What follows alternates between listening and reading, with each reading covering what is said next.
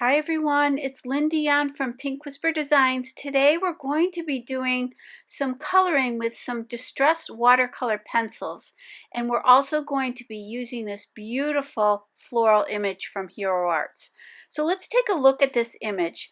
This again is from the Hero Arts Peonies bunch. These are the stamps and the coordinating dies. I will list and link these products down below for you. And I also want to mention that there is a coordinating stencil for this set as well. We will not be using that today, but I will list it below in case you're interested in that. And that would certainly make your coloring very easy to do. You can just use that stencil and use your inks and a blender tool to do that. But we're going to do some coloring. So I'm stamping this onto some Strathmore Bristol Smooth cardstock, and I've got some Versafine Onyx black ink. So these are the distressed watercolor pencils from the Tim Holtz collection. And there are 3 sets in the collection, and I have them all out here so you can see all these beautiful colors. And then we're also going to be using the detail tip watercolor brush. And let's get started with the first color. This one is called Kitsch Flamingo. And I want to show you that it's nicely marked on the end of the pencil with that color. And we're going to start with the lightest color. So what I'll do is I'll start with that lighter color, then we'll start adding layers of color. So now I've got the picked raspberry, and I'm going to add all of my colors right up front. So that is going to make this a little bit quicker to do. And next I've got the fired brick. And again, I'm keeping those shadows down towards the base of the petal. I've got my detail tip water brush, and I'm just going to squeeze that a little bit to get that water flowing. Now, if you have a little bit too much water flowing from that, you can dab it off on your scrap paper or onto a paper towel. So you can get that to be a little bit drier if you need it to be. And if you have a little bit too much excess ink on the end of your water brush, just scribble it onto some scrap paper or onto that paper towel. Now, I noticed my pencil needed to be sharpened. I'm using the Prismacolor pencil sharpener. This was a pencil sharpener that was recommended by Tim Holtz for these pencils.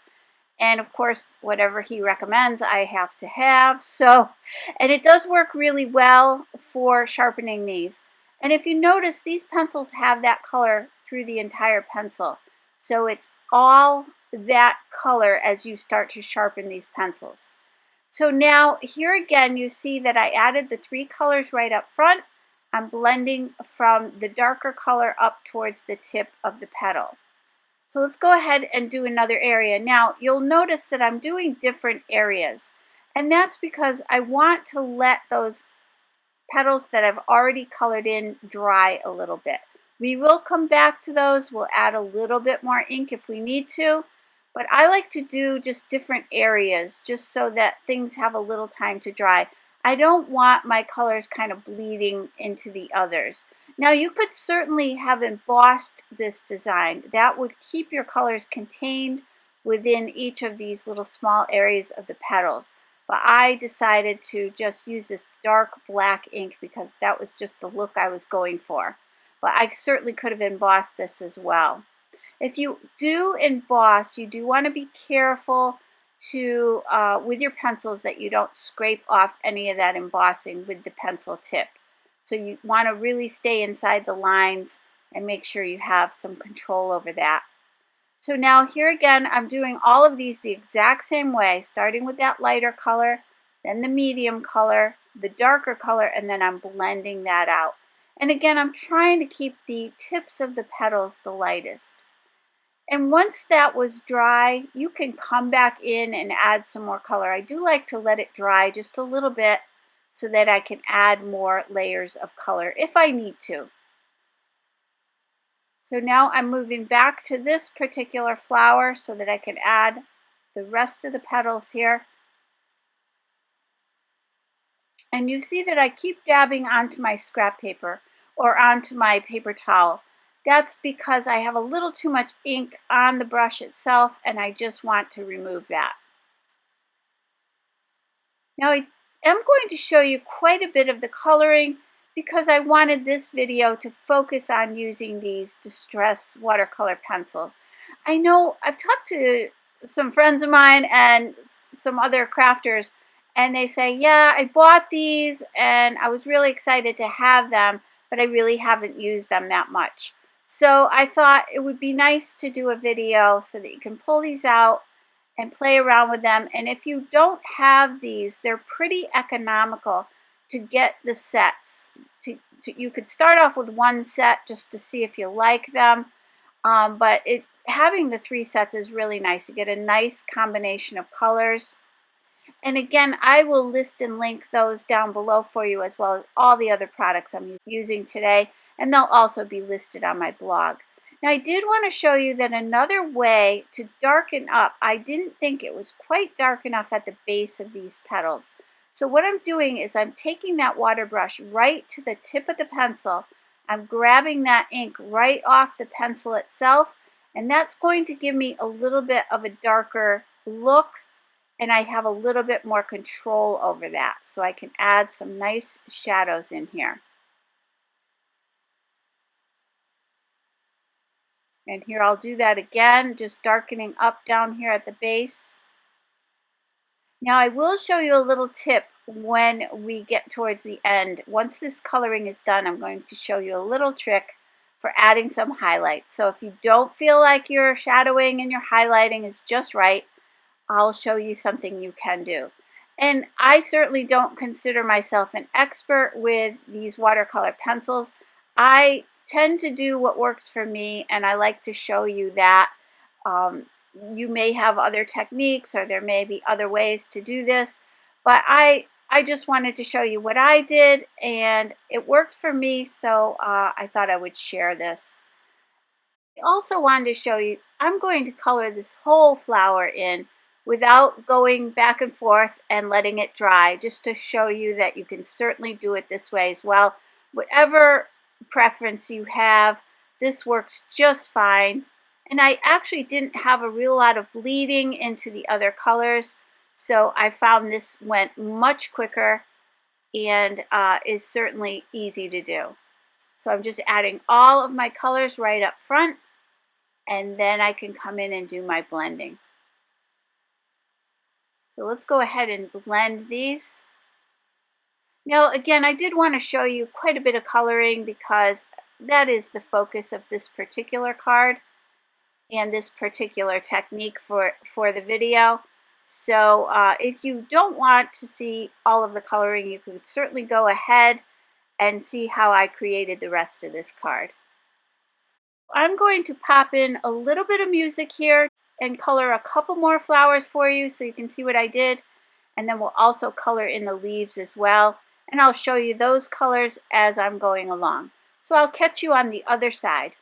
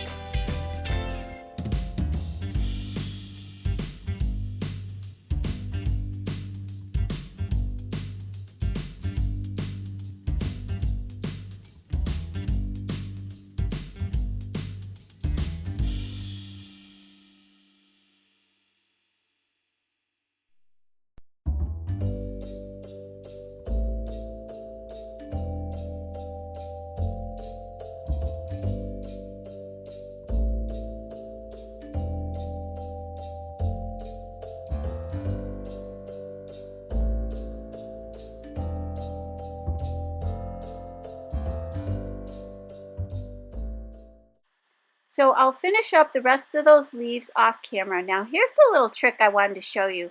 This is the picket fence, so this is the white pencil. And what I'm going to do is just add that to the tips of the petals.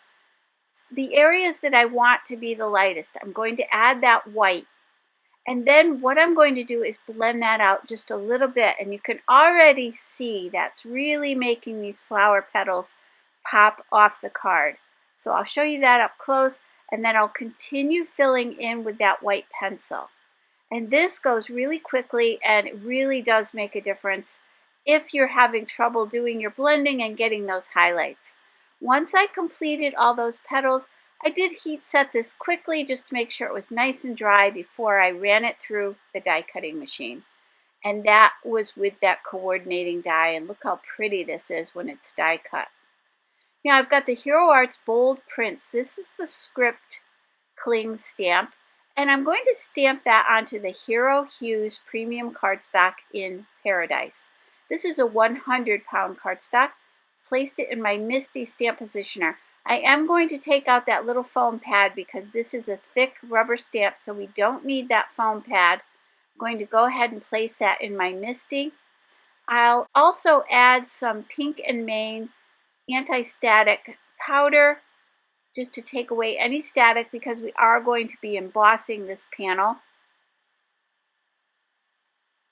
And then let's go ahead and ink up the stamp. We're going to be using the Hero Hues Unicorn ink. This is a beautiful bright white ink. This is one of my favorite white inks, and we're going to go ahead and stamp this. And this is a pigment ink, so it is designed for embossing. I'm going to ink this up a couple of times just to make sure I have a nice crisp stamping. I'm using that Stampendable stamp press to press that out. Let's use the Superfine Detail White Ranger embossing powder. Because this script is so tiny, I want to use an embossing powder that will capture all of the detail of the script. So this Detail White embossing powder will do that. I'm sprinkling that on. I'll tap away any excess, and then we can go ahead and heat set this with the heat tool. You want to make sure your heat tool is nice and hot. I'm adding a little bit of heat to the back of the cardstock, and then once it's nice and hot, I'm going to go ahead and emboss the entire front of this panel.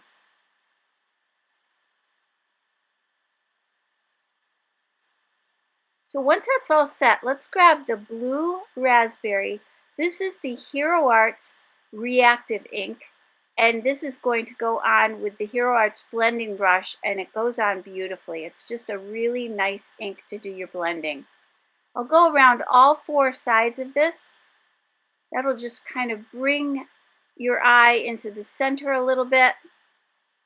And then you do want to use a towel, paper towel or a towel, just to wipe off any excess that got onto the top of that embossed area, because it just won't dry there. I've taken a little bit of that ink directly from the ink pad and placed it onto my glass medium mat. I've spritzed that with a little bit of water from my Distress sprayer. I've got a small number 0 paintbrush, and I'm going to spatter that panel. And then I also want to spatter it with some white ink. This is a bright white ink. This is the Doc P.H. Martin's bleed proof white ink. So this will stay nice and bright white once we spatter it onto the panel. So let's set that aside to dry, and also spatter these flowers as well, just to tie everything together. Now I've got a piece of Hero Arts Vellum. This is a see-through paper, and I'm going to grab that thank you sentiment from that same Peonies bunch stamp set, and I just want to figure out about where I want that sentiment to be on my card. I've just cut a strip of vellum paper for now. We'll cut that down to size in a minute. We want to have enough to wrap around to the back of the card as well. And I'll show you what I mean here in a second. I'm adding that anti-static powder. I've added my white unicorn pigment ink. I'll stamp that a couple of times just like we did before. And then let's sprinkle on that same powder. Now when you're heat setting vellum, you do want to make sure your heat tool is nice and hot. You want to do it quickly. You don't want to get a lot of warping. So the hotter the heat tool is, really the better, and then you can quickly heat set that. Now let's trim this down. So it'll probably be about 1.5 inches when I'm done. I'm just trimming it down. And then I'm going to add some adhesive foam dot tape to the back of this panel. And then you see that vellum is a little bit longer on each side so that I can wrap it right around and attach that to the back so that our adhesive will be hidden. With vellum paper, you want to find a way to hide that adhesive. So this is a great way to do that. I've got a standard A2 size top folding card, so that card measures 4¼ by 5½. Let's go ahead and place that panel on there. And then I've got some 3D foam tape, and we're going to pop up this beautiful flower arrangement. So let's go ahead and place that down. Just placing it to the right of that sentiment a little bit. Now I've got the Hero Arts Hero Pearls. These are just beautiful. I'm really loving these. I've got the white, and I'm just going to add some little pearl dots all over this card. So let's take a quick look at our finished card, and you can see how pretty those pearls are and this beautiful background. Again, that script background is just a basic staple that I love having in my little stash of stamps. It's a great background stamp. So I really hope you enjoyed today's video. If you did, please hit the like button and subscribe. And don't forget to hit that notification bell so that you don't miss a single video. Thanks so much for joining me. I really do appreciate it. And I hope you all have a great day. Take care. Bye-bye.